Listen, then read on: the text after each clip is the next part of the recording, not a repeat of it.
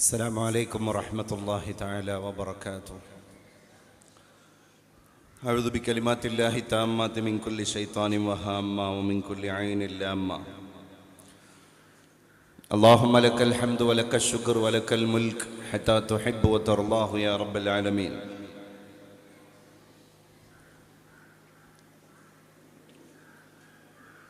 പരിശുദ്ധമായ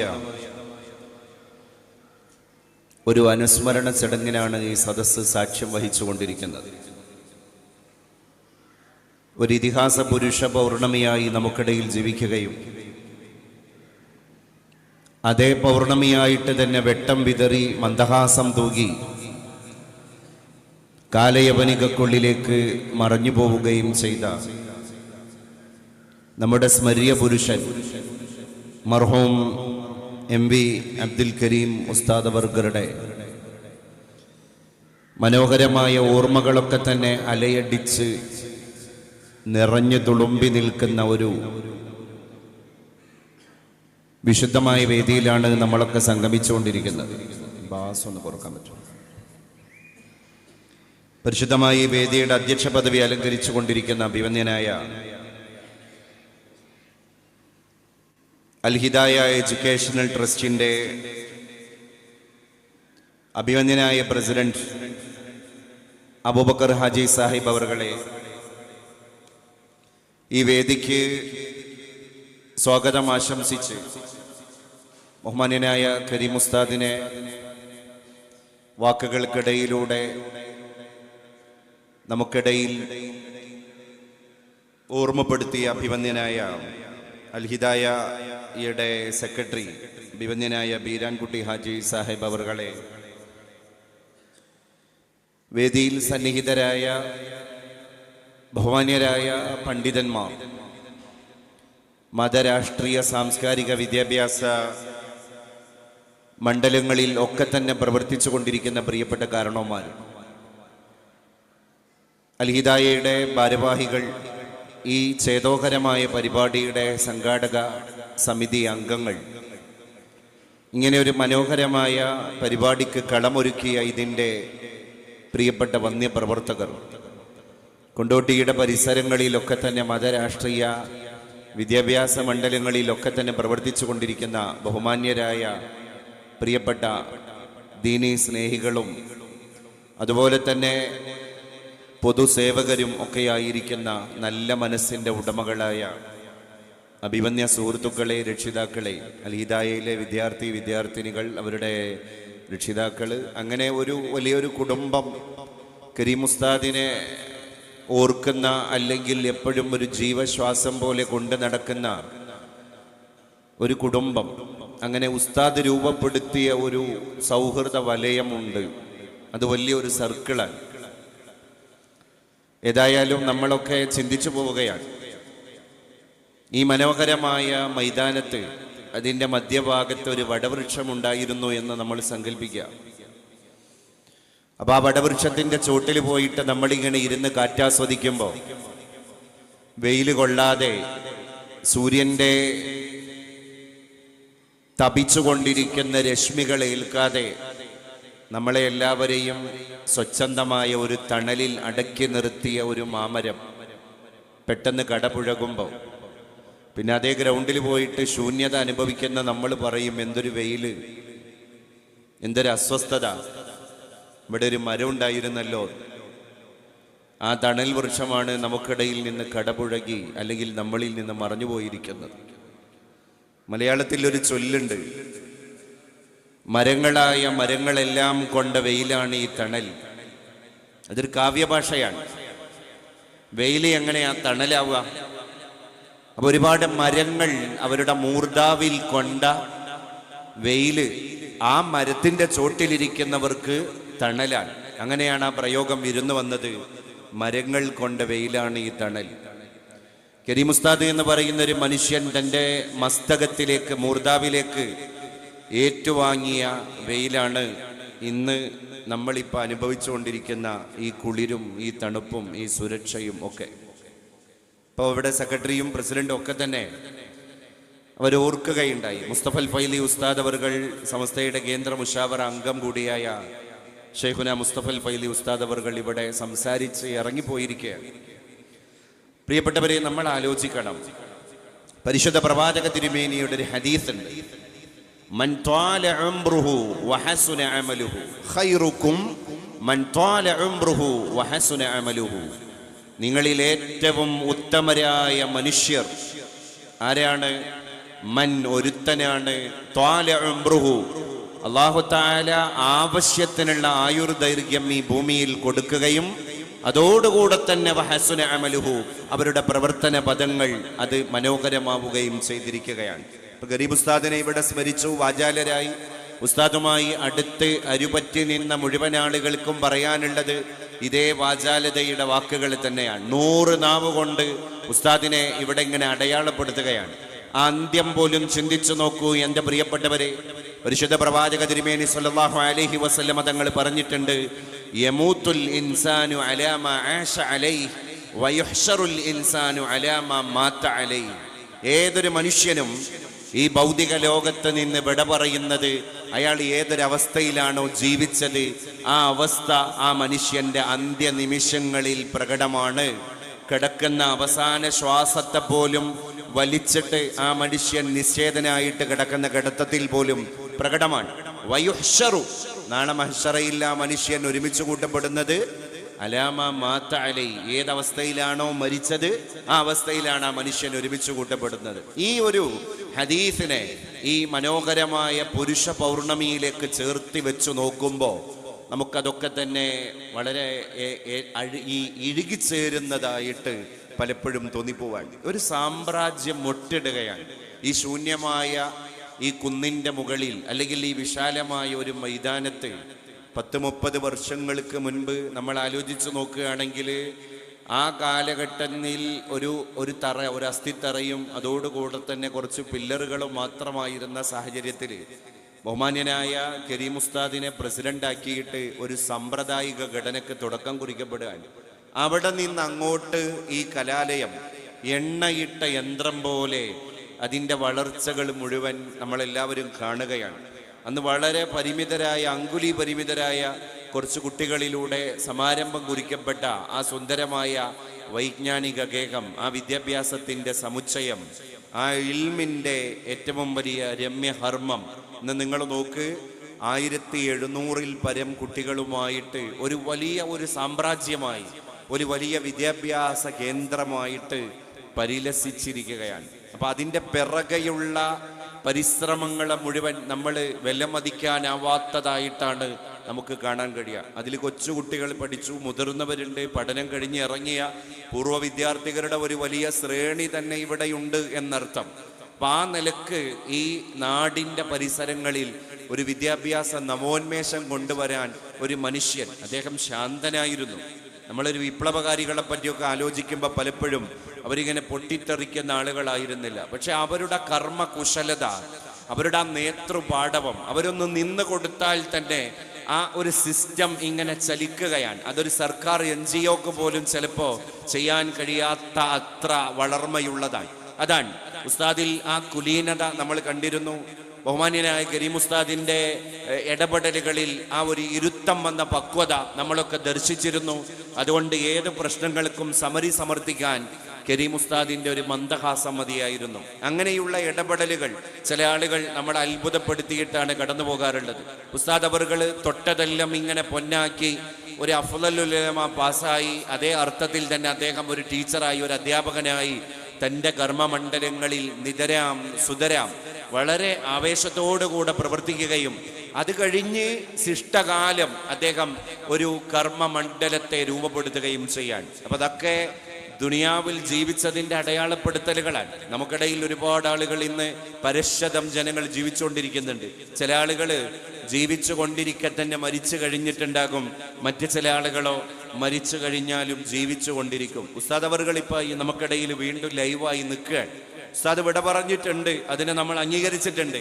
പക്ഷേ അതിൻ്റെയൊക്കെ ഇടയിലും കരീം ഉസ്താദ് ഇപ്പോഴും നമുക്കിടയിൽ ഇങ്ങനെ ഊർജ്ജസ്വലനായിട്ട് ജീവിച്ചുകൊണ്ടിരിക്കുകയാണ്. അത് പല വാക്കുകളിലൂടെ അല്ലെങ്കിൽ നമുക്കൊക്കെ ഇടയിലുള്ള ഓർമ്മകളുടെ മണ്ഡലങ്ങളിൽ ഉസ്താദ് ലൈവായിട്ട് നിലകൊള്ളുകയാണ്.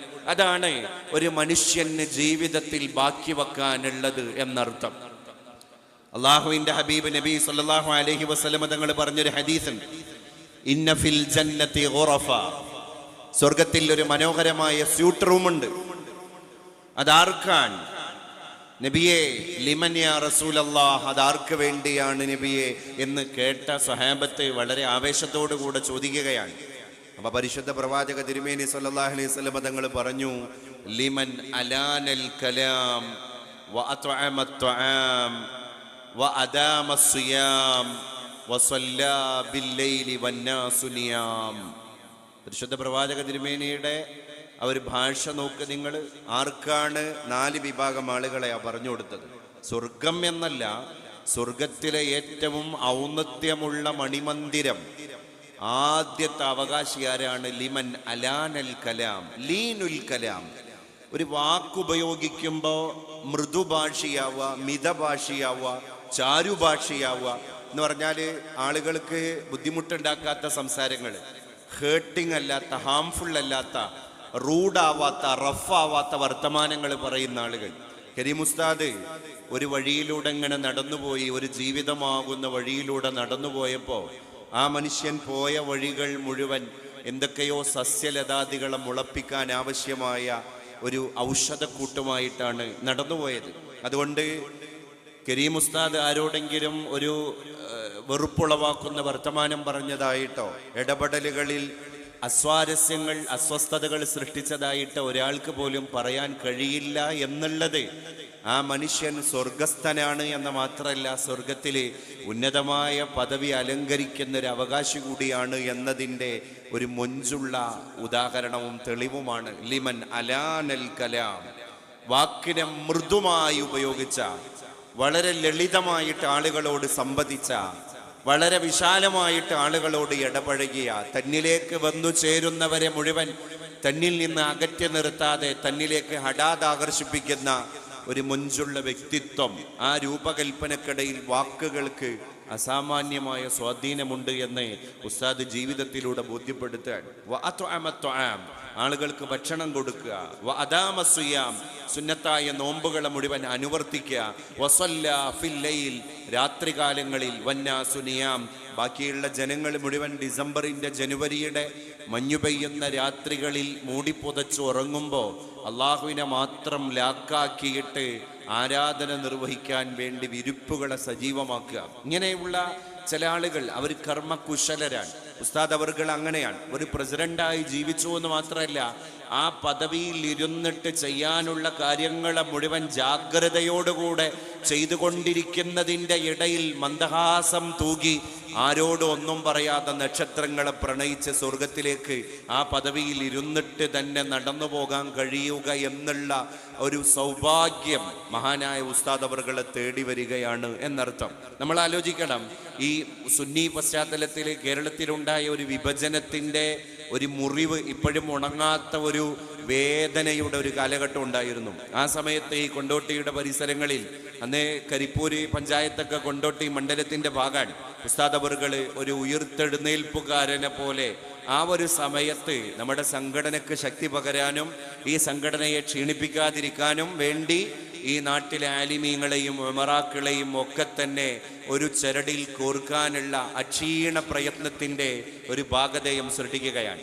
പിൽക്കാലത്ത് മുണ്ടപ്പലം മഹലിൻ്റെയും അതുപോലെ തന്നെ ഈ നമ്മുടെ തുറക്കല് മഹലിൻ്റെ പരിസരങ്ങളൊക്കെ തന്നെ ഖാദിയായി, ഖത്തീബായി ഉസ്താദ് അവർകൾ വളരെ മനോഹരമായ മാതൃകാപരമായ സേവനങ്ങൾ നിർവഹിച്ചു. അങ്ങനെയാണ് ഇടപഴകുന്ന സ്ഥലങ്ങളിലൊക്കെ തന്നെ രണ്ടാളുകളെ കൂടെ കൊണ്ടുവരാനുള്ള ഒരു സൗഹൃദം ഉസ്താദ് അവർകൾക്ക് ഉണ്ടായിരുന്നു. അത് വലിയൊരു മാതൃകയാണ്.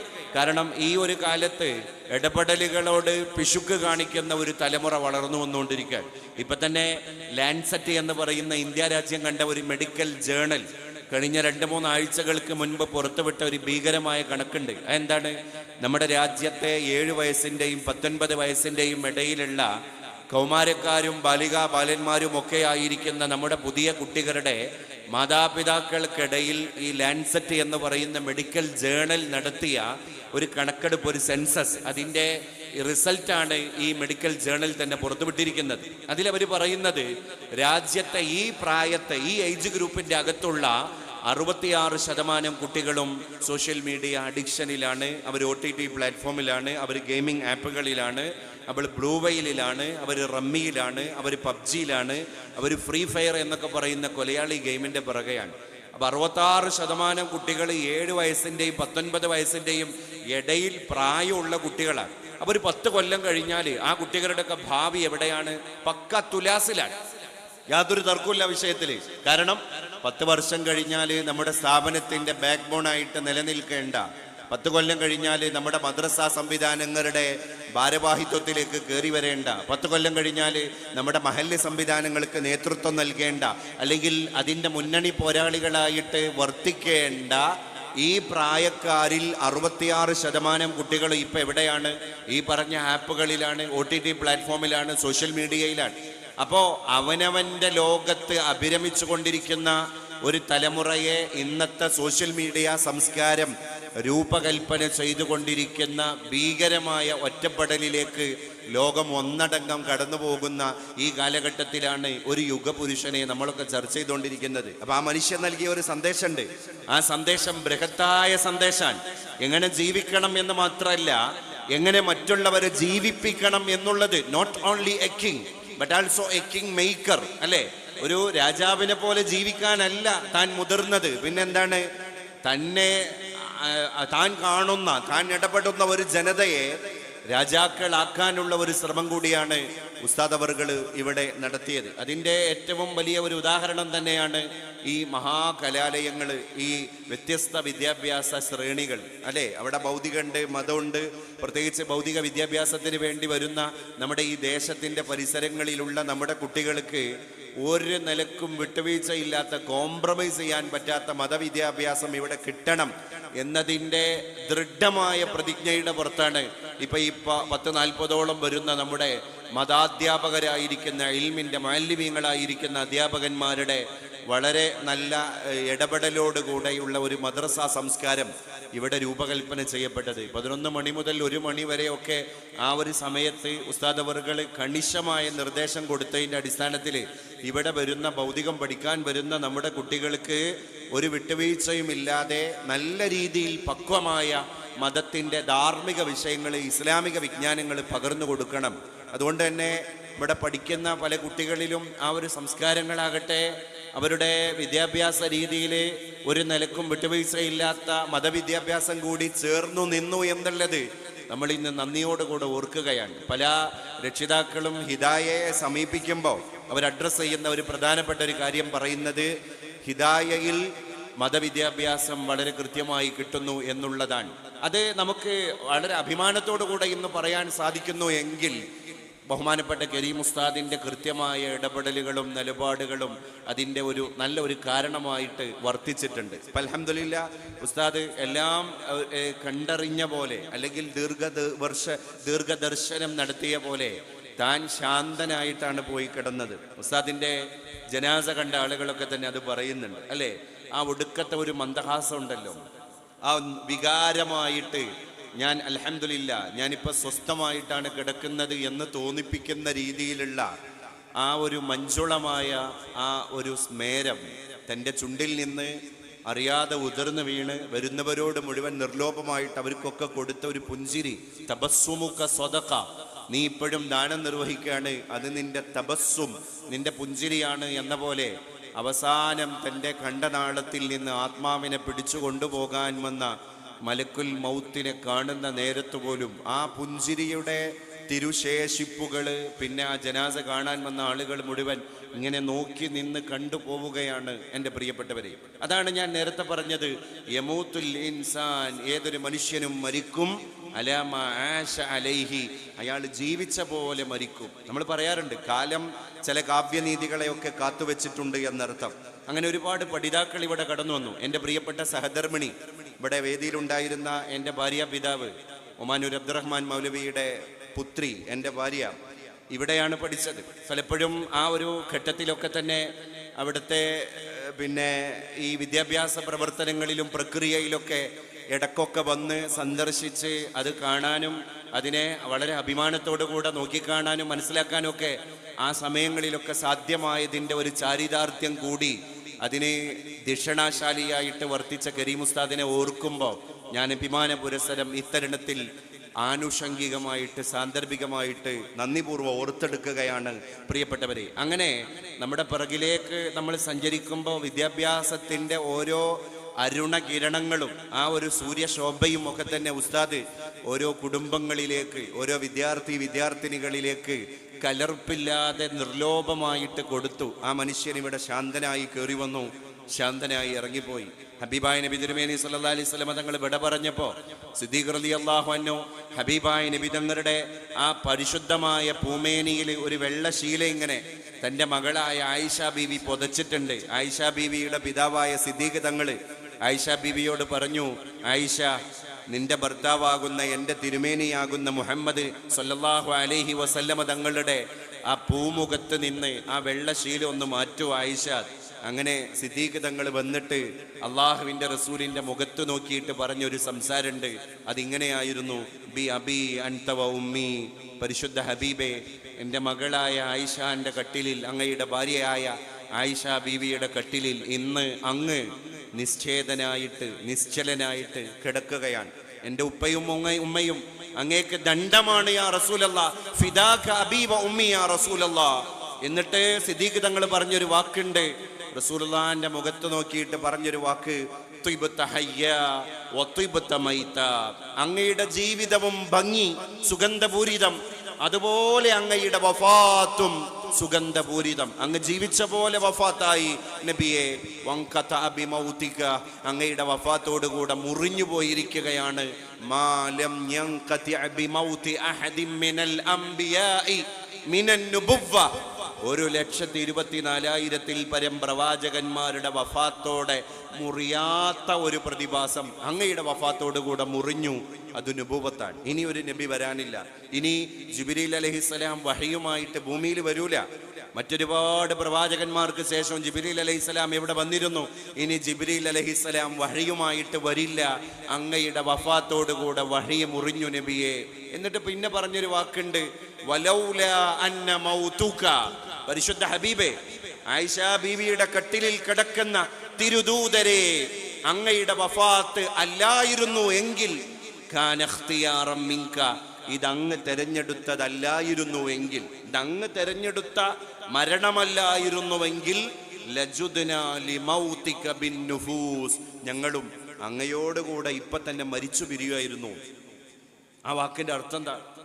ഇതൊരു പ്രതിഭാസമാണ് അല്ലേ? മരണം എന്നുള്ളതൊരു പ്രതിഭാസമാണ്. ആ മരണത്തെ അംഗീകരിക്കുക എന്നുള്ളത് മാത്രമാണ് നമ്മുടെ മുമ്പിലുള്ള ഒരു പോംവഴി. അതുകൊണ്ടാണ് ഒരു മരണവാർത്ത കേൾക്കുമ്പോൾ നമ്മൾ പറയാണ്, ഇന്നാലില്ല, ഞങ്ങൾ പടച്ചോനുള്ളതാണ്, ഇന്നാ ഇലൈഹി റാജിഊൻ, ഞങ്ങൾ അവനെക്കൊള്ള മടങ്ങാനുള്ള ആൾക്കാരാണ്.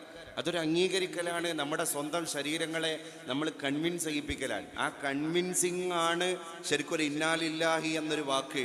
അത് മരിച്ച മയ്യത്തിന് കൂലി കിട്ടാനുള്ളൊരു വാക്കല്ല. ആ മരണവാർത്ത കേട്ട ആള് സ്വന്തം സ്വത്വബോധത്തോട് കൊടുക്കാനുള്ള ഒരു മെസ്സേജാണ്. അതാണ് ആ വാക്ക്. നാം ഉച്ചരിക്കുന്ന വാക്ക് പോലും നമ്മിലേക്കുള്ള ചൂണ്ടുപലകയാണ് എന്നർത്ഥം. അപ്പോ ഇതിനെ അംഗീകരിക്കാൻ എന്തിനാണ് സിദ്ദീഖ് തങ്ങൾ ഇത് പറയേണ്ടി വന്നത്? അവിടെ ഉമറുൽ ഫാറൂഖ് തങ്ങൾ ഉറയിൽ നിന്ന് വാള് ഊരിയെടുത്തിട്ട് എൻ്റെ ഹബീബ് വിട പറഞ്ഞു എന്നാരെങ്കിലും പറഞ്ഞാൽ അതെനിക്ക് സഹിക്കാവുന്നതിലപ്പുറമാണ്. അപ്പം ഞാൻ അവൻ്റെ ശിരസ് ചിലപ്പോൾ ഛേദിച്ചേക്കാം. അത് എൻ്റെ ഏറ്റവും വലിയ ഇൻറ്റിമേറ്റായ സിദ്ദീഖാണെങ്കിലും ചിലപ്പോൾ ഉമറിനെ ആ കടുംകൈ ചെയ്യേണ്ടി വരും എന്നാണ് ഉമർ ഇബ്നുൽ ഖത്താബ് തങ്ങൾ പറയുന്നത്. അപ്പോൾ രണ്ട് ധ്രുവങ്ങൾ സഹാബത്ത് ഇങ്ങനെ കാണാൻ. ലക്ഷക്കണക്കിന് സഹാബത്ത് റസൂലുള്ളാഹിന്റെ ആ മൈതാനത്ത്, ആ വീട്ടുമുറ്റത്ത് ഇങ്ങനെ നിറഞ്ഞു തുളുമ്പി നിൽക്കുക. ഞങ്ങൾ ആരെ ഭാഗത്ത് നിൽക്കണം? ഒരു ഭാഗത്ത് ഉമറുൽ ഫാറൂഖ് പറയാണ്, അള്ളാഹിന്റെ ഹബീബ് പനിച്ച് കിടക്കുകയാണ്, കുറച്ച് ക്ഷീണം കൂടുതലാണ്, വഫാത്തായിട്ടില്ല, അങ്ങനെ ആരെങ്കിലും പറഞ്ഞാൽ ഞാൻ അവനെ എൻ്റെ വാളുകൊണ്ട് കൊല്ലും. ഇപ്പുറത്ത് സിദ്ദീഖ് തങ്ങൾ പറയാണ്,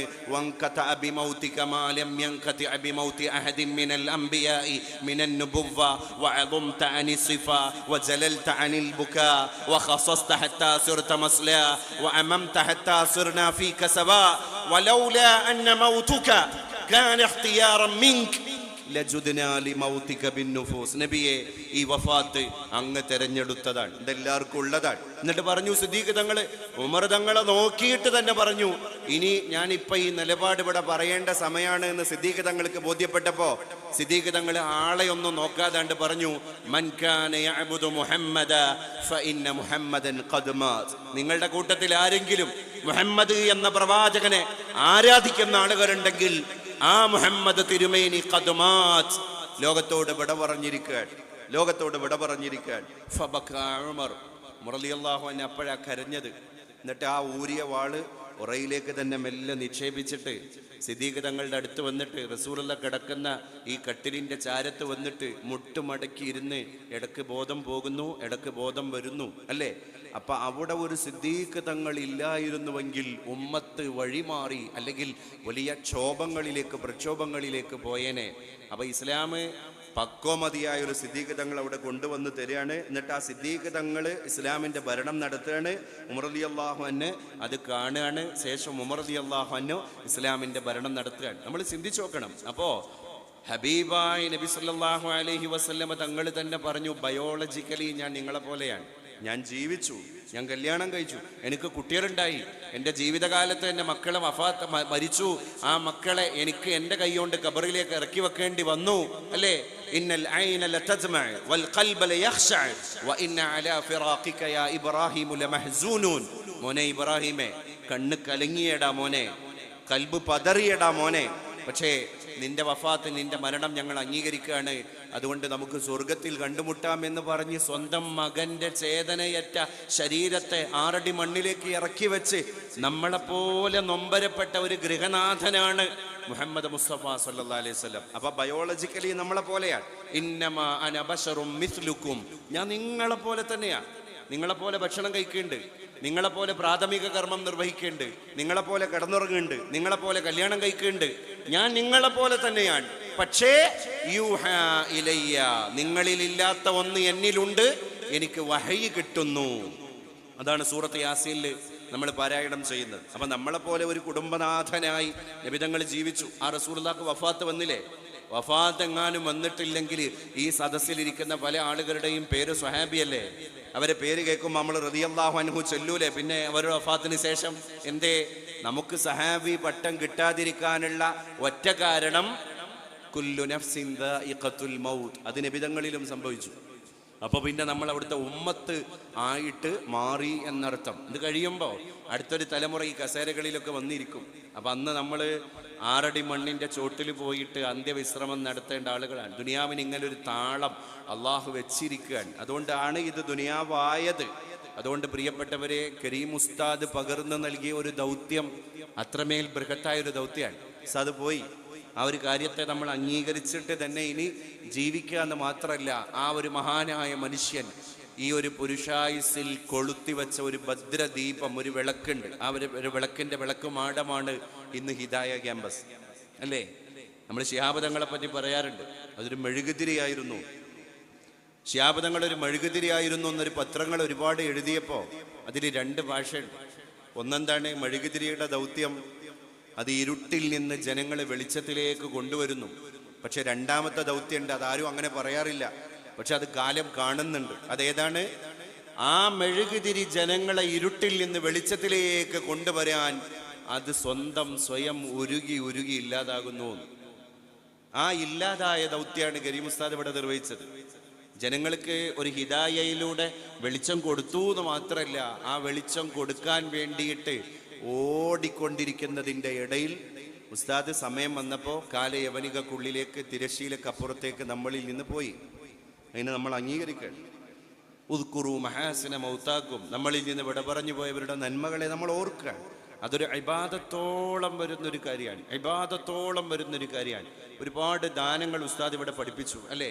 പൈസ മാത്രമല്ല ദാനം ചെയ്യാനുള്ളത്, ശ്രമങ്ങൾ ദാനം ചെയ്യണം, പുഞ്ചിരി ദാനം ചെയ്യണം, ഹസ്തം ദാനം ചെയ്യണം. ഇസ്ലാമില് ഹസ്തദാനം വലിയ പുണ്യമുള്ള കാര്യമല്ലേ? മൻ സല്ലമ അലാ 20 റജുല, നമ്മളൊരു ദിവസം വീട്ടിൽ നിന്ന് ഇറങ്ങിയിട്ട് സന്ധ്യയാകുന്നതിന്റെ മുമ്പ് വീട്ടിലേക്ക് കയറുന്നതിന്റെ മുപ്പിട്ട് 20 ആൾക്കെങ്കിലും സലാം പറഞ്ഞിട്ട് കൈ കൊടുത്ത് മുസാഫഹത്ത് ചെയ്താൽ അള്ളാന്റെ ഹബീബ് പറയാണ് സല്ലല്ലാഹു അലൈഹി വസല്ലം, വജബത്ത് ലഹുൽ ജന്ന, അയാൾക്ക് സ്വർഗം നിർബന്ധമായി. ഇങ്ങനെ തൻ്റെ മുന്നിൽ വന്ന ഒരു ജനതക്ക് മുഴുവൻ സ്വർഗം നിർബന്ധാക്കി കൊടുക്കുകയായിരുന്നു കരീം ഉസ്താദ്. നല്ല ശീലങ്ങൾ പഠിപ്പിച്ചു, നല്ല ശിക്ഷണങ്ങൾ കൊടുത്തു. പലപ്പോഴും പറയാറുണ്ട് ഉസ്താദിൻ്റെ ആ ഒരു രമ്യമായ ആ ലാളിത്യം. ഇവിടുത്തെ കുട്ടികൾ ആ അഫ്ദൽ ഉലമ ബാച്ചിലൊക്കെ ഉണ്ടായിരുന്ന അന്ന് എൻ്റെ ഭാര്യയോടൊക്കെ ഒപ്പം പഠിച്ച പല കുട്ടികളുടെയും സംഗമത്തിലൊക്കെ പിന്നെ ചേർന്ന് നിന്നപ്പോഴൊക്കെ മനസ്സിലാക്കാൻ കഴിയുന്നത്, എല്ലാവരും അന്നത്തെ ആ കുട്ടികൾക്കൊക്കെ അന്ന് പറയാണ്ടായിരുന്നത് ഉസ്താദിൻ്റെ ആ ഒരു ലാളിത്യാണ്. മക്കളെ പോലെ പിന്നെ ഈ കുട്ടികളൊക്കെ കണ്ടു എന്നുള്ളതാണ്. ആ ഒരു ഇരുത്തം വന്ന എല്ലാവർക്കും ഇവിടെ ഒരു നാഥനുണ്ട് എന്ന് ഉസ്താദ് ഇങ്ങനെ തോന്നിപ്പിക്കുന്ന ആ ഉസ്താദിൻ്റെ രമ്യമായ ഇടപെടൽ, അതാണ് ഒരു മനുഷ്യന് കൊടുക്കാൻ, ഒരു കൺവേ ചെയ്യാനുള്ള ഏറ്റവും വലിയ സാധനം തൻ്റെ വ്യക്തിത്വമാണ്. അങ്ങനെ ജീവിക്കാൻ. അപ്പോൾ ഇതൊരു ലൈഫ് സ്കൂൾ ആവാൻ ഉസ്താദ് ഇങ്ങനെ ഉണ്ടാകുമ്പോൾ ഉസ്താദിനെ കാണാൻ അവർ എന്ത് പ്രശ്നമാണെങ്കിലും അത് ശാന്തമായിട്ട് ഒരു മനുഷ്യന് കലർപ്പില്ലാതെ ബുദ്ധിമുട്ടില്ലാതെ സോൾവ് ചെയ്യാൻ കഴിയുക എന്നുള്ളത് അതൊരു പേഴ്സണാലിറ്റിക്ക്, ശഖ്സിയത്തിനെ കഴിയുള്ളൂ അല്ലേ. നമ്മളിനി എന്ത് വലിയ കോഴ്സ് ചെയ്തിട്ടും കാര്യമില്ല, അതൊരു ശഖ്സിയത്താണ്. അത് ഉസ്താദ് അവറുകൾ വളരെ മനോഹരവും പ്രൗഢവുമായി നിർവഹിച്ചു എന്ന് പറയുമ്പോൾ അത് കാണുന്ന കുട്ടികൾ ഒരു ചാപ്റ്റർ CBSE സിലബസിലില്ലാത്ത, NCERT സിലബസിലില്ലാത്ത, അല്ലെങ്കിൽ കേരള സിലബസിലില്ലാത്ത, അല്ലെങ്കിൽ സർക്കാരിൻ്റെ കരിക്കുലത്തിലെ ടെക്സ്റ്റ് ബുക്കിൽ തുന്നിച്ചേർക്കാത്ത ഒരു പുതിയ ചാപ്റ്റർ ഇവിടുത്തെ കുട്ടികൾ അങ്ങനെ പഠിക്കാൻ. അതേതാണ്? അത് കരീം ഉസ്താദ് ഉണ്ടാക്കിയെടുത്ത വ്യക്തിത്വത്തിൻ്റെ ഒരു ക്രിയാത്മകത എന്ന് പറയുന്ന ഒരു ചാപ്റ്ററാണ്. ആ ഒരു കരിക്കുലം, ലൈഫ് സ്കൂള് എന്ന് പറയുന്ന, ജീവിച്ച് കാണിച്ചു കൊടുക്കുന്ന ഒരു സ്കൂള്, ഒരു പാഠശാല, ഒരു സർവകലാശാല, ആ കലാശാലകളിലൂടെയേ ഉണ്ടാവൂ. റസൂലുള്ളാഹി തങ്ങൾ അങ്ങനെയായിരുന്നല്ലോ. റസൂലുള്ളാഹി തങ്ങൾ അവിടുത്തെ ശിഷ്യന്മാരായ സ്വഹാബത്ത്, ഇപ്പൊ കേരളത്തിൽ ഈ ഒരു ദാർശനികത ഉണ്ടായത് എങ്ങനെയാ? മാലിക് ദീനാറിന്റെ അനുയായികൾ കേരളത്തിൽ വന്നിട്ട് എവിടെയെങ്കിലും സ്റ്റേജ് കെട്ടി പ്രസംഗിച്ചോ? എവിടെയെങ്കിലും പുസ്തകം പ്രസാദനം ചെയ്തോ? ഒരു പബ്ലിഷിംഗ് ഉണ്ടായിട്ടില്ല, ഒരു പ്രഭാഷണത്തിന്റെ പ്രൗഢമായ പ്രഘോഷണങ്ങളും ഉണ്ടായിട്ടില്ല. പക്ഷേ ഇന്ന് നോക്ക് നിങ്ങൾ, ആ ഒരു താവഴിയിലൂടെ വന്നു നിൽക്കുന്ന അനുയായി വൃന്ദത്തിന്റെ എണ്ണം 87 ലക്ഷം. എങ്ങനെ ഉണ്ടായത് എന്ന് ചോദിച്ചാലേ കാണാൻ ഇടപെടലുകൾ മാത്രമായിരുന്നു. അവർ ഹസ്തം ദാനം ചെയ്തു, ഷെയ്ക്ക് ഹാൻഡ്. അന്ന് കേരളത്തിന്റെ അവസ്ഥ എന്താണ്? നീ അധസ്ഥിതൻ, ഞാൻ ഉന്നതൻ, നീ അവർണൻ, ഞാൻ സവർണൻ, അങ്ങനെ മാറ്റി നിർത്തലുകളുടെ കാലഘട്ടത്തിൽ തൊലി വെളുത്തോന്റെ മുമ്പിലേക്ക് തൊലി കറുത്തോന് വരാൻ പാടില്ല. ഉന്നത തറവാട്ടിലുള്ളവൻ്റെ അടുക്കലേക്ക് താഴ്ന്ന തറവാട്ടിലുള്ളവന് കയറി വരാൻ പാടില്ല. ഇപ്പൊ 3 ആഴ്ച മുമ്പ് വരെ ഇന്ത്യ രാജ്യത്ത് കണ്ടു. അത് നമ്മൾ UP-ലെ മുസഫർ നഗറിന്റെ അടുത്തുള്ള പപ്തി എന്ന് പറയുന്ന ഒരു ഗ്രാമം. ആ ഗ്രാമത്തിലെ ഗ്രാമസഭയുടെ വലിയ ഒരു തലവൻ, ഗ്രാമതലവൻ, ഗ്രാമമുഖ്യൻ എന്നവർ പറയുന്ന ആ ഒരു വലിയ ഒരു കാര്യസ്ഥൻ, അദ്ദേഹം ജീപ്പില് തൊഴിലാളികളെ വെച്ചിട്ട് അനൗൺസ്മെന്റ് നടത്തിക്കാണ്. കാരിയറിന്റെ മുകളിൽ കാഹളം വെച്ച് കെട്ടിയിട്ട് നാട്ടുകാരെ മുഴുവൻ ഒരു വിളംബരം. എന്താ വിളംബരം അറിയോ? ഇവിടെ ശൂദ്രനോ ചാമർ വിഭാഗത്തിൽപ്പെട്ട താഴ്ന്ന ജാതിക്കാരനോ ഉന്നതന്മാർക്ക് വേണ്ടി തയ്യാറാക്കപ്പെട്ട ക്ഷേത്രത്തിലേക്ക് പോയാൽ, അല്ലെങ്കിൽ ഉന്നതർ മാത്രം പോയിരിക്കുന്ന കടത്തിണ്ണയിൽ പോയി അവരോടൊപ്പം ചായ കുടിച്ചു കഴിഞ്ഞ് എന്ന് ഗ്രാമമുഖ്യന് ബോധ്യപ്പെട്ട് കഴിഞ്ഞാൽ അവർക്ക് 5000 രൂപ പിഴ അടക്കുന്നതാണ്. മാത്രല്ല 50 ഷൂ കൊണ്ടുള്ള 50 അടി പൊതുജന മധ്യത്തിൽ വെച്ച് പരസ്യമായിട്ട് അവർക്ക് നൽകപ്പെടുന്നതാണ് എന്ന് UP-യിലെ മുസഫർ നഗറിലെ പപ്തി എന്ന് പറയുന്ന ഗ്രാമത്തിൽ 3 ആഴ്ച മുമ്പ് ഗ്രാമമുഖ്യന്റെ നേതൃത്വത്തിൽ അനൗൺസ്മെന്റ് നടക്കുകയാണ്. ഒന്ന് ചിന്തിച്ചു നോക്കുക എൻ്റെ പ്രിയപ്പെട്ടവരെ, അല്ലേ? അപ്പൊ ആശാൻ പറഞ്ഞ തൊട്ടുകൂടാത്തവർ, തീണ്ടിക്കൂടാത്തവർ, ദൃഷ്ടിയിൽപ്പെട്ടാലും ദോഷമുള്ളോർ, കെട്ടില്ലാത്തോർ, തമ്മിൽ ഉണ്ണാത്തോർ, ഇങ്ങനെ ഒട്ടല്ലഹോ ജാതി കോമരങ്ങൾ. അത് കേരളത്തിൽ നടക്കൂല. കേരളത്തിൽ ആ സംഗതി നടക്കൂല.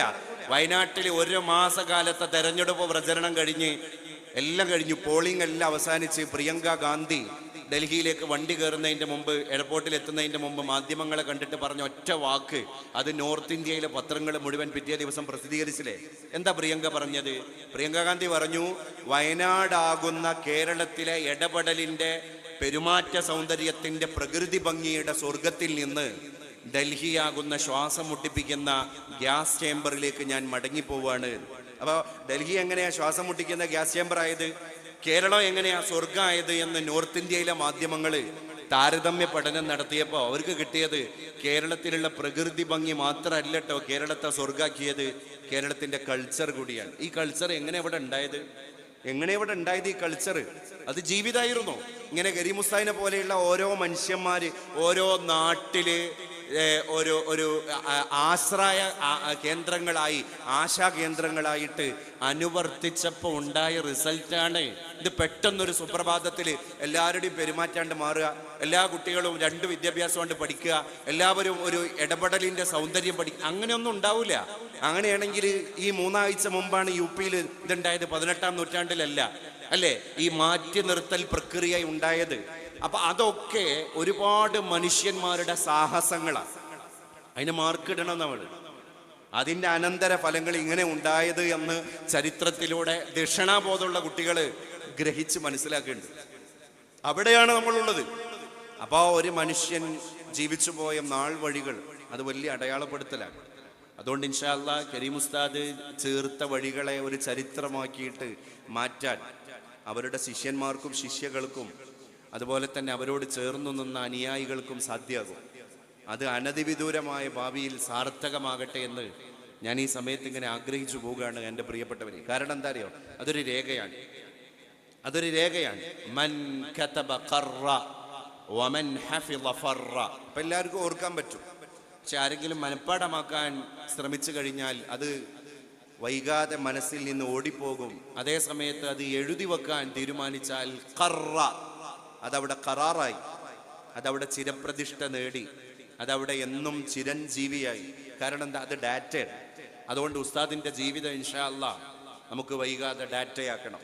കാരണം എന്താ, അതൊരു ജീവിതത്തിന്റെ കയ്യൊപ്പാണ്. ആ കയ്യൊപ്പുകൾ അടുത്ത തലമുറ അവരുടെ ജീവിതത്തിന്റെ ഡാറ്റയാക്കി മാറ്റട്ടെ, അത് വായിക്കട്ടെ, അതിൽ നിന്ന് പുളകം കൊള്ളട്ടെ, അതിൽ നിന്ന് ഗ്രഹിച്ചെടുക്കാനുള്ള പാഠങ്ങളെ മുഴുവൻ അവർ ഗ്രഹിച്ചെടുക്കട്ടെ. കാരണം ഇനിയുള്ള കാലത്ത് അത്തരത്തിലുള്ള വസ്തുക്കളൊക്കെ വലിയൊരു മുതൽക്കൂട്ടാണ്. ഇപ്പൊ നമ്മൾ ഉസ്താദിനെ പറയുന്നു, ഒരു തലമുറ ഉസ്താദിനെ കേൾക്കുന്നു, ഇനി അടുത്തൊരു ജനറേഷൻ വലിയൊരു ഗ്യാപ്പ് വരുന്ന സന്ദർഭത്തിൽ ഉസ്താദിനെ വായിക്കട്ടെ. ഇങ്ങനെയൊക്കെ ചില ജീവിതങ്ങൾ ഇവിടെ ഉണ്ടായിരുന്നു എന്ന് മനസ്സിലാക്കട്ടെ. അതാണ് നമ്മൾ പലപ്പോഴും ചില മൂല്യങ്ങളെ അനുഭവിച്ചുകൊണ്ടിരിക്കുമ്പോൾ നമുക്കിത് മനസ്സിലാവില്ലല്ലോ, പക്ഷെ അവർ വിട പറയുമ്പോൾ മനസ്സിലാകും. കൽപ്പറ്റ നാരായണൻ മാഷെ ആശ്വാസം എന്നൊരു കവിതയുണ്ട്. അതിങ്ങനെയാണ്, അഥവാ ഒരു പ്ലസ് ടുക്കാരിയായ കുട്ടി തൻ്റെ അമ്മയെ അനുഭവിക്കുകയാണ്. തൻ്റെ അമ്മ ആര് എന്ന് മനസ്സിലാക്കുക. പക്ഷെ അമ്മ പോയതിൻ്റെ ശേഷമാണ് ആ കുട്ടിക്ക് ആ വില അറിയുന്നത്. അപ്പോൾ ആ കുട്ടി എഴുതിയ കവിത നാരായണൻ മാഷ് നമുക്ക് പരിചയപ്പെടുത്തി തരികയാണ്. ആ കുട്ടിയുടെ ഭാഷയിൽ നാരായണൻ മാഷ കവിത, ആശ്വാസം.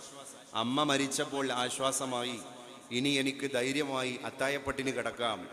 ഒരു ഉമ്മ ഇവിടെ ഉണ്ടായ സമയത്ത് രാത്രി ചോറിക്കാതെ നമുക്കാർക്കും ഉറങ്ങാൻ പറ്റൂല. കാരണം നമ്മളെ ഉമ്മ അടിച്ചിട്ട് നമ്മളെ വിളിച്ചുണർത്തും. അപ്പോൾ ആ ഉറങ്ങിയ കുട്ടിക്ക് ഒരു ബുദ്ധിമുട്ടുമില്ല.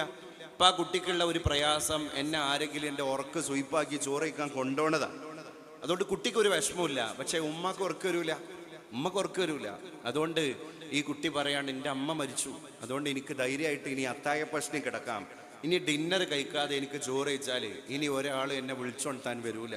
അടുത്ത വരി എന്താണ്, ഇനി എനിക്ക് ധൈര്യമായിട്ട് എൻ്റെ കുളിച്ചു കഴിഞ്ഞ് ഞാൻ ബാത്റൂമിൽ നിന്ന് ഇറങ്ങുമ്പോൾ വെള്ളം ഉറ്റിറ്റ് വീഴുന്ന എൻ്റെ കാർക്കൂന്തലുകളെ തുവർത്താതെ നടക്കാം. കാരണം എൻ്റെ മുടിയിഴകളെ ചികഞ്ഞു നോക്കിയിട്ട് അതിൽ വെള്ളത്തിൻ്റെ അംശമുണ്ടോ എന്നറിഞ്ഞാൽ പനി വരും മോളെ എന്ന് പറഞ്ഞിട്ട് എന്നെ ശാസിക്കാൻ ഇവിടെ ഒരു അവകാശമില്ല. ഇനി എനിക്ക് നാളെ വീട്ടിൻ്റെ കിണറിൻ്റെ ചുറ്റും പടുത്ത ആൾമറയുടെ മുകളിൽ ഇരുന്നിട്ട് ഉറക്കം തൂങ്ങി പുസ്തകം വായിക്കാം. കാരണം വീണുപോകും എന്ന് പറയാനുള്ള ഒരു കരുതലിൻ്റെ വാക്കിന് എൻ്റെ അമ്മ ഇവിടെ ഇല്ല. ഇനി എനിക്ക് എത്തിയെടുത്ത് ഉറങ്ങാം. രാത്രിയൊക്കെ യാത്ര ചെയ്യുമ്പോൾ, നമ്മൾ ഈ കോളേജിൽ പഠിക്കുന്ന കുട്ടികളൊക്കെ രാത്രി വീട്ടിൽ നിന്ന് പെട്ടെന്ന് വരേണ്ട ആവശ്യം ഉണ്ടാകുമ്പോൾ വരുമ്പോൾ, നീ എൻ്റെ കോളേജിൽ എത്തിയോ, അറബി കോളേജിൽ എത്തിയോ എന്ന് അറിഞ്ഞിട്ടാണ് ഉമ്മ ഉറങ്ങുക. ഇല്ലെങ്കിൽ എത്തുന്നത് വരെ ഉറക്കൊഴിച്ച് ലൈറ്റ് ഓഫാക്കാതെ ഉമ്മ വീട്ടിലിരിക്കുകയാണ്. പക്ഷെ ഉമ്മ പോയാൽ ഇനി എനിക്ക് എത്തിയിടത്ത് ഉറങ്ങാം. കോളേജിലേക്കുള്ള ബസ് കിട്ടിയിട്ടില്ലെങ്കിൽ അടുത്ത സുഹൃത്തിൻ്റെ വീട്ടിൽ തങ്ങാം. കാരണം ഞാൻ എത്തിയാൽ മാത്രം വിളക്കണയാറുള്ള എൻ്റെ വീട് കഴിഞ്ഞ ആഴ്ച കെട്ടു. ഞാൻ എത്തിയാൽ മാത്രം ഉറങ്ങാറുള്ള എൻ്റെ ഉമ്മ ഉറങ്ങി എന്നാണ് അതിൻ്റെ അർത്ഥം. അവസാനം പറയാൻ, ഒടുക്കം എൻ്റെ അമ്മ എന്നെ പെറ്റു തീർന്നു. അപ്പം ആ ഉമ്മ നമ്മളെ പ്രസവിച്ച് തീർന്നത് എപ്പോഴാണ്? നമ്മൾ ജനിച്ച് നമ്മളെ ബർത്ത് സർട്ടിഫിക്കറ്റ് കിട്ടി എല്ലാം കഴിഞ്ഞ് പെറ്റു തീർന്നിട്ടില്ല. ഉമ്മ മരിക്കുന്നത് വരെ ഉമ്മ നമ്മളെ പ്രസവിച്ചുകൊണ്ടിരിക്കുകയാണ്. എൻ്റെ കുട്ടി പോയി, എൻ്റെ കുട്ടിക്ക് ഭക്ഷണം കിട്ടിയോ, എൻ്റെ കുട്ടീൻ്റെ പനി എന്തായി, ഡോക്ടറെ കാണിച്ചോ, എൻ്റെ കുട്ടി യാത്ര ചെയ്തിട്ടുണ്ട് എത്തിയോ, എൻ്റെ കുട്ടി ഗൾഫിൽ എത്തിയിട്ടുണ്ട്, ജോലി എന്താ, റാഹത്തുണ്ടോ, അവന് കിടക്കാനുള്ള സ്ഥലമുണ്ടോ, അവന് ബ്രേക്ക്ഫാസ്റ്റ് കിട്ടുന്നുണ്ടോ. അപ്പോഴും നമ്മളെ ഉമ്മ നമ്മളെ പ്രസവിച്ചുകൊണ്ടിരിക്കുകയാണ്. നമ്മളെ ഉമ്മ നമ്മളെ പെറ്റ് തീർന്നത് എപ്പോഴാണ്? അവർ അള്ളാഹുവിനെ കണ്ടുമുട്ടിയപ്പോഴാണ്, അവർ മരിച്ചു പോയപ്പോഴാണ്. ഇങ്ങനെ ഒരു സാഹസം പോലെ കുറേ ഗർഭധാരണവും കുറേ പ്രസവവും നടത്തിക്കൊണ്ടിരിക്കുകയായിരുന്നു ഒരു മനുഷ്യൻ. പെറ്റ് തീർന്നത് ഇവിടെ പറഞ്ഞു പോയപ്പോഴാണ്. അപ്പൊ നമ്മൾ അനുഭവിച്ചുകൊണ്ടിരിക്കുന്ന ചില വസ്തുക്കളുടെ മൂല്യം അവർ പോകുമ്പോഴാണ് നമുക്ക് മനസ്സിലാക്കാൻ കഴിയുക. നമ്മളും പോകേണ്ട ആൾക്കാരാണ്. എന്നാലും ആ ഒരു തിരിച്ചറിവിലേക്ക് ലോകം നമ്മളിങ്ങനെ എത്തിക്കുകയാണ്, അറിയാതെ നമ്മൾ എത്തിച്ചുകൊണ്ടേയിരിക്കുകയാണ്. അപ്പോൾ നമ്മൾ എത്രത്തോളാണ് ഇതിനെ മനസ്സിലാക്കുക, അംഗീകരിക്കുക എന്നുള്ളതാണ്. അപ്പോൾ ഉസ്താദ് പകർന്നു തന്ന ഒരു മനോഹരമായ ഒരു സന്ദേശം എന്ന് പറഞ്ഞാൽ നമ്മളും കർമ്മപദത്തിൽ സജീവമാകുക എന്നുള്ളതാണ്. റിട്ടയർമെൻ്റ് ഇല്ല നമ്മുടെ ലൈഫിൽ നിന്നാണ്. എന്നും പുതുമകൾ ഉണ്ടാക്കാൻ ഓരോരുത്തർക്കും കഴിയുമെന്നുള്ളതാണ്. റിട്ടയർമെൻറ്റിനെ നമ്മൾ ഉണ്ടാക്കണ. അതുകൊണ്ട് വിരസത ഒരു മനുഷ്യനുണ്ടാകും, പുതുമ കണ്ടെത്തണമെന്നാണ്, പുതിയ പ്രവർത്തനങ്ങൾ. അതുകൊണ്ടാണല്ലോ ഈ പെയിൻ ആൻഡ് പാലിയേറ്റീവിലും അതുപോലെ തന്നെ മറ്റ് ചാരിറ്റി പ്രവർത്തനങ്ങളിൽ ഭിന്നശേഷിക്കാരുടെ കൂടെയുള്ള അങ്ങനെ കുറേ പ്രവർത്തനങ്ങളിൽ മുഴുകുന്ന ആളുകളെ നോക്ക് നിങ്ങൾ. അവർ യുവാക്കളാകട്ടെ പ്രായമുള്ളവരാകട്ടെ, അവർക്ക് ശരിക്കും മനസ്സിന് പ്രായം വന്നിട്ടുണ്ടാകില്ല. അതുകൊണ്ട് ഒറ്റപ്പെടൽ അവർക്ക് ഫീൽ ചെയ്യൂല. കാരണം അവർ സോഷ്യലായി ഇങ്ങനെ നിൽക്കുക. അതുകൊണ്ട് ലൈഫിൽ റിട്ടയർമെന്റ് എന്ന് പറയുന്ന ഒരു സാധനം ഉണ്ടാകരുത് എന്നാണ് ഉസ്താദ് പറഞ്ഞത്. മരിച്ചു പിരിയ, മരിച്ചതോടുകൂടെ റിട്ടയറായി, പെറ്റു തീർന്നു ഉസ്താദ്. എങ്ങനെ? വഫാത്തോടുകൂടെ. അതാ ഞാൻ നേരത്തെ ഇവിടെ അടിവരയിട്ട് പറഞ്ഞത്. പ്രസിഡന്റ് ആയിരിക്കെ തന്നെ എങ്ങനെ ആ പ്രവർത്തനത്തിന്റെ ഇടയിലൂടെ ശാന്തനായി കണ്ണടക്കാൻ കഴിയുക? അല്ലെങ്കിൽ മനുഷ്യന് വലിയ ഒറ്റപ്പെടലുണ്ടാവും. ഒരു ഗവൺമെന്റ് സർവീസിൽ ഇരുന്ന ഒരു മനുഷ്യൻ ഈ അടുത്ത് പറഞ്ഞു, 30 കൊല്ലം സർക്കാർ സർവീസിലാണ് ഇരുന്നത്, പക്ഷേ ഒന്നാമത്തെ കൊല്ലത്തിന്റെ കാർബൺ കോപ്പി ആയിരുന്നു ബാക്കി 29 കൊല്ലും എന്ന്. അപ്പൊ എന്താണ്? ജീവിതത്തെ നമ്മൾ തന്നെ ഒരു ആവർത്തന വിരസതയാക്കുകയാണ്. നേരം വെളുത്താൽ ടിഫിൻ ബോക്സ് എടുത്തിട്ട് സ്കൂളിലെ കുട്ടികളെ പഠിപ്പിക്കാൻ പോകുന്നു. അത് കഴിഞ്ഞാൽ ആ കാലിയായ ടിഫിൻ ബോക്സ് ആയിട്ട് നമ്മളെ ബാക്ക് പാക്കുമായിട്ട് നേരെ വീട്ടിലേക്ക് തിരിച്ചു വരുന്നു. ഡെയിലി റുട്ടീൻ എന്നും ഒരുപോലെ അല്ലേ? അതേ സമയത്ത് ചില അധ്യാപകരുണ്ട്, കുട്ടികൾക്ക് പുതിയ വർക്ക് കൊടുക്കും. വീട്ടിൽ പോയിട്ട് ചിന്തിക്കാൻ നാളെ എന്ത് ഇന്നോവേറ്റീവായ പരിപാടിയാണ് ക്യാമ്പസിൽ കുട്ടികളെ കൊണ്ട് നടത്തിക്കേണ്ടത്.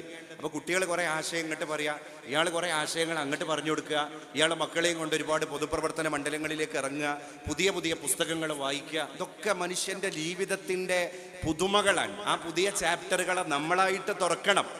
അങ്ങനെ തുറക്കുമ്പോഴാണ് ജീവിതം സരസമാകുന്നത്, വിരസത നമ്മളിൽ നിന്ന് അന്യം നിൽക്കുന്നത്. ഇല്ലെങ്കിൽ വിരസത പെട്ടെന്ന് വിരുന്നു വരും, പിശാച് നമ്മളെ ഭരിക്കും, നമ്മൾ പെട്ടെന്ന് ഒതുങ്ങിക്കൂടി കഴിഞ്ഞാൽ ഡിപ്രഷൻ വരും. ഡിപ്രഷൻ വന്നു കഴിഞ്ഞാൽ പൊതുസേവനം ചെയ്യാനുള്ള മൈൻഡ് ഔട്ടാകും. അപ്പോൾ ഹോർമോൺ ഇൻബാലൻസ് ആകും. ഹോർമോണുകൾ ഇൻബാലൻസ് ആയി കഴിഞ്ഞാൽ പല അസുഖങ്ങളും നമ്മുടെ ശരീരത്തിൽ കയറും. അതോടുകൂടെ പൊതുജനം വിലയിരുത്തുന്നതിൻ്റെ മുമ്പ് നമ്മൾ തന്നെ നമ്മളെപ്പറ്റി വിലയിരുത്തും. എൻ്റെ ഒക്കെ കഴിഞ്ഞു, എനിക്ക് ഇനി അങ്ങനെ വലിയൊരു കാലമൊന്നുമില്ല, എനിക്ക് ആഫിയത്തൊന്നുമില്ല, അതുകൊണ്ട് ഞാൻ റെസ്റ്റ് എടുക്കേണ്ട സമയമായി. അയാൾ സ്വയം തീരുമാനിച്ചിട്ട് റെസ്റ്റ് എടുക്കാൻ അവസാനം അയാൾ ശയ്യ അവലംബിക്കേണ്ടി വന്നു. നമ്മൾ മലയാളത്തിൽ പറയാറുണ്ടല്ലോ ശയ്യാവലംബി. ശയ്യ എന്ന് പറഞ്ഞാൽ നമ്മളെ ബെഡാണ്, മെത്തയാണ്. അത് അവലംബിക്കുന്ന ആളാണ് അവലംബി. അപ്പൊ ശയ്യ അവലംബിയാകുകയാണ്. എങ്ങനെ? നമ്മൾ തന്നെ ജീവിതത്തിൽ നിഷ്ക്രിയരാകുക. ഒരു മനുഷ്യന്റെ കൂടെ ക്രിയ ഉണ്ടാകുമ്പോൾ നമ്മൾ അയാളെ പറ്റി പറയും ക്രിയ ഉള്ള ആളാണ്, കൂടെ ക്രിയ ഉണ്ട്, അതാണ് സക്രിയൻ. ആ ക്രിയ ഇല്ലേ, അയാൾ നിഷ്ക്രിയനാണ്. നിഷ്ക്രിയനായി കഴിഞ്ഞാൽ പിന്നെ അയാൾക്ക് അസുഖങ്ങൾ വരും. അയാൾ പെട്ടെന്ന് എന്ത് ചെയ്യും? ഔട്ടാകും. അങ്ങനെ ഔട്ടാവാതെ നമ്മൾ ഉള്ള കാലത്തോളം ഈ കൈത്തോണിയുടെ പങ്കായം തുഴഞ്ഞുകൊണ്ട് നിന്നാൽ നമുക്ക് ലൈവായിട്ട് നിൽക്കാൻ കഴിയും. അതൊക്കെ ഒരു തലമുറക്കുള്ള വിഭവങ്ങളാണ് നമ്മളെ ഓരോ പ്രവർത്തനങ്ങളും. അള്ളാഹുവിൻ്റെ റസൂൽ സ്വല്ലല്ലാഹു അലൈഹി വസല്ലമ തങ്ങൾ പറഞ്ഞിട്ടുണ്ട്, ഇദാ അറാദല്ലാഹു ബിഅബ്ദിൻ ഖൈറാ, ഒരു മനുഷ്യനെ കൊണ്ട് അള്ളാഹു ഖൈർ ഉദ്ദേശിച്ചിട്ടുണ്ടെങ്കിൽ അയാളുടെ പ്രവർത്തനങ്ങളെ കൊണ്ട് സ്വർഗത്തിൽ എത്തട്ടെ, അയാൾ സിറാത്ത് പാലത്തിന്റെ മുകളിലൂടെ അതിവേഗതയിൽ സഞ്ചരിക്കട്ടെ, അദ്ദേഹം വേഗം സ്വർഗസ്ഥനാകട്ടെ എന്ന് ആകാശത്തിന്റെ ചോട്ടിലുള്ള പരശതം അടിമകളിൽപ്പെട്ട ചില അടിമകളിലൂടെ അള്ളാഹു തീരുമാനിച്ചാൽ അയാളെ കൊണ്ട് അള്ളാഹു ചെയ്യിപ്പിക്കുന്ന പണി എന്താണ്? അയാളെ മുഴുവൻ നേരവും പള്ളിയിൽ കൊണ്ടുപോയി ഇരുത്തല്ല, അയാളെ മുഴുവൻ നേരവും ഖുർആൻ ഓതിപ്പിച്ച് ഇരുത്തല്ല, അയാളെ എല്ലാ കൊല്ലവും ഹജ്ജ് ചെയ്യാൻ പറഞ്ഞേക്കല്ല പഠിച്ചോൻ ചെയ്യേണ്ടത്. പിന്നെ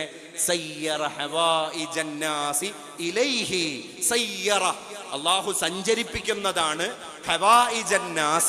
ജനങ്ങളുടെ ആവശ്യങ്ങളെ അള്ളാഹു സഞ്ചരിപ്പിക്കും ഇലൈഹി, അവനിലേക്ക് നേരം വെളുത്ത് കഴിഞ്ഞാൽ അയാളെ വീട്ടിൽ പല ആവശ്യങ്ങളും പറഞ്ഞു വരുന്ന ആൾക്കാരുടെ തിരക്കാണ്, ബഹളാണ്. അയാൾ ഓഫീസിലെത്തിക്കഴിഞ്ഞാൽ അയാളെ കാണാൻ വരുന്ന ആൾക്കാരുടെ തിരക്കാണ്. അതിൽ കുടുംബ പ്രശ്നങ്ങളുണ്ടാകും, അതിൽ എന്താ പറയുക, രാഷ്ട്രീയ പ്രശ്നങ്ങളുണ്ടാകും, അതിൽ വൈയക്തിക പ്രശ്നങ്ങളുണ്ടാകും, അതിൽ സാമ്പത്തിക പ്രശ്നങ്ങളുണ്ടാകും, അതിൽ ആത്മീയ പ്രശ്നങ്ങളുണ്ടാകും. ഈ പ്രശ്നങ്ങളൊക്കെ ആയിട്ട് വരുന്ന പരശതം ജനങ്ങളെ കേൾക്കുകയാണ് ഒരു മനുഷ്യൻ, അല്ലേ? ഇതാണ് ഇയാളെ സ്വർഗത്തിലേക്കുള്ള വേഗതയെ വർദ്ധിപ്പിക്കുന്ന ഘടകം എന്നർത്ഥം. ബഹുമാന്യനായ നമ്മുടെ നായകൻ, ഈ നാടിൻ്റെ, ഈ കേരളത്തിൻ്റെ, ഈ രാജ്യത്തിൻ്റെ ആധ്യാത്മിക കാര്യങ്ങളിൽ നമുക്കൊക്കെ ഇടപെടൽ നടത്തിക്കൊണ്ടിരിക്കുന്ന നമ്മുടെ നേതാവ് ബഹുമാന്യനായ പാണക്കാട് സയ്യിദ് സ്വാദിഖ് അലി ശിഹാബ് തങ്ങൾ സയ്യിദുൽ ഉമ്മ ഈ സദസ്സിലേക്ക് കടന്നുകൊണ്ടിരിക്കാം. കഴിഞ്ഞ ആഴ്ച വത്തിക്കാനിൽ മാർപ്പാപ്പയുടെ കൂടെ സൗഹൃദ സംഭാഷണം നടത്തി റോം സന്ദർശിച്ചു. അത് വലിയ ഒരു കയ്യൊപ്പായി മാറി. കേരളത്തിലെ മുസ്ലിം ചരിത്രത്തിൽ ബഹുമാന്യനായ തങ്ങളവറുകൾ 2 ദിവസം മുമ്പാണ് റോമിൽ നിന്ന് നാട്ടിലേക്ക് എത്തിച്ചേർന്നത്. പ്രിയപ്പെട്ടവരെ, തങ്ങളവറുകളെ നമുക്ക് സ്വാഗതം ചെയ്യാം. അൽ ഹിദായ എഡ്യൂക്കേഷണൽ ട്രസ്റ്റിന്റെ നായകൻ, ഇതിന്റെ ചെയർമാൻ ബഹുമാന്യനായ പാണക്കാട് സയ്യിദ് സ്വാദിഖ് അലി ശിഹാബ് തങ്ങൾ. പുറത്തിരിക്കുന്ന ആളുകളൊക്കെ നമ്മുടെ സദസ്സിലേക്ക് ഈ തയ്യാറാക്കിയ കസേരകളിൽ വന്നിരിക്കാൻ എല്ലാവരോടും അഭ്യർത്ഥിക്കുകയാണ്. തങ്ങളവറുകളെ സ്നേഹാദരം ഈ സദസ്സിലേക്ക് സ്വാഗതം ചെയ്യാണ് നമ്മുടെ ഭാരവാഹികൾക്ക് വേണ്ടി. അല്ലാഹു അക്ബർ, അല്ലാഹു അക്ബർ, അല്ലാഹു അക്ബർ, ലാ ഇലാഹ ഇല്ലല്ലാഹു വല്ലാഹു അക്ബർ, അല്ലാഹു അക്ബർ വലില്ലാഹിൽ ഹംദ്.